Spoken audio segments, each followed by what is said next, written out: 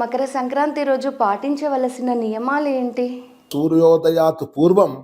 అభ్యంగన స్నానం కానిచ్చుకొని ఆ తర్వాత స్నానాదులు సంకల్పం చెప్పుకొని స్నాదాలవుతూనే నిత్యకర్మ ఏదైతుండే స్నానము, భస్మధారణ, సంధ్యావందనము, బ్రహ్మయజ్ఞము, దాంతోపాటు ఈ క్రతువులు ఏవైతే ఉన్నాయో వాటన్నిటిగా సావధానంగా బ్రాహ్మడు చతురో వేదాన ధేయీత 4 వర్ణముల వారు ఉన్నారు కనుక బ్రాహ్మణ, క్షత్రియ, వైశ్య, శూద్ర జాతులు 4 జాతులకు ఒక్కొక్క నియమం వారికి ఉంటుంది. ఎవరి నియమంలో ఏ నియమాలు ఉన్నాయో ఆ నియమానంగా వారు అవలంబించడానికి, వారి సాంప్రదాయం ప్రకారంగా చేసుకోవడానికి మాత్రమే తప్పు చేయకూడదు. తప్పు చేయకూడదంటే పూజా కార్యక్రమాల ముందు ఉపహారాలు చేయటం, లక్ష్యం లేకుండా దేవుడి దీపారాధన వెలిగించకుండా, ఇంట్లో దేవుని ఆరాధన కాకుండా, ఆ పుణ్య విశేషమైనటువంటి సమయంలో ఆ పితృదేవతల యొక్క అనుగ్రహం పొందడానికి, వారికి సకాలంలో ఆ పితృదేవతలను కూడా 7 తరాల వాళ్ళని కూడా స్మరించి తర్పణాదులు చేసి,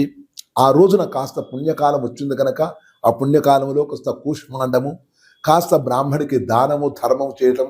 ఆ దాన ధర్మం ఎదురుగా నియమంగా ఉండటం, ఏదైనటువంటి యొక్క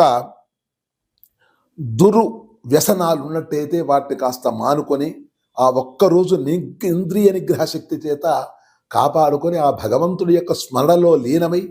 ఆ భగవంతుడి యొక్క ధ్యాన చింతనతో తను, తన బంధువులు, మిత్రులు, ఆప్తులు, పరివారం అంతా సంతోషకరణంగా ఉండి ఆనందోత్సాహంగా చక్కగా ఆ పురుషుడికి పంచషడ్రూపేత పాయసాన్న భక్ష భోజ్యాదులు చేసుకుని స్వామివారికి నైవేద్యం పెట్టుకొని నియమంగా ఉండబడేటువంటి కాలాన్ని కూడా ఉండి హరినామ సంకలనం కనుక భగవన్నామ స్మరణ చేసుకుంటూ యావశక్తి కనుక సంగీతము, నృత్యము, నాట్యము, షోడశ కళలు, ఆ కళల చేత భగవంతుడి యొక్క ధ్యానంలో నిమగ్నమై ఏ ప్రేరేపణ వల్ల భగవంతుడి యొక్క మనకు సంక్రాంతి అనేటువంటి శుభ పరిణామం జరిగిందో ఆ పండుగ రోజున ఆ నియమంగా ఉండి ఆ దేవదేవతలందరూ కూడా స్మరించుకొని కులదేవతలను కూడా పెట్టుకొని వచ్చినటువంటి బంధువులు, మిత్రాదులందరూ కూడా చక్కటి భోజన భాజనాలు చేసుకొని ఆహ్లాదకరమైన ఆనందమైన జీవనం చేస్తూ